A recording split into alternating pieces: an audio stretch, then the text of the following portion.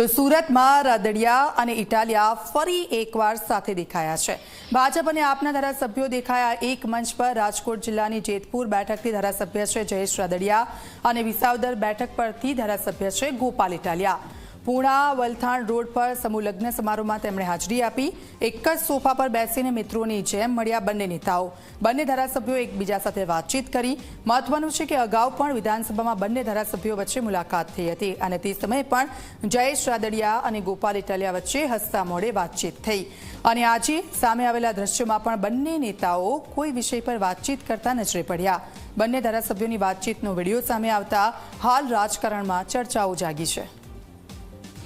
આ બંને દ્રશ્યો મેં આપને બતાવી રહ્યા છે। આ જે દ્રશ્યો છે એ હાલના છે કે જ્યાં સુરતમાં સમૂહ લગ્નમાં આ બંને નેતાઓ છે કે જેઓ સાથે એક સોફા પર બેસતા હસતા જોવા મળ્યા। બીજી એક મુલાકાત ગાંધીનગરના વિધાનસભા ખાતેના દ્રશ્યો મેં આપને બતાવી રહ્યા છે અને તેને લઈને ગોપાલ ઇટાલિયાએ ખુલાસો પણ કર્યો હતો। એક જ સમાજના છે, બંને જણે સાથે મળીને વાતચીત કરી, હસ્યા અને મળ્યા એવો પણ એમણે ખુલાસો કર્યો હતો। પરંતુ આ મુલાકાતો તેમની વધતી જઈ રહી છે અને બંને એક સાથે ઘણી બધી જગ્યાઓ પર જોવા મળ્યા છે અને તેને લઈને રાજકારણમાં ચર્ચાઓએ જોર પકડ્યું છે।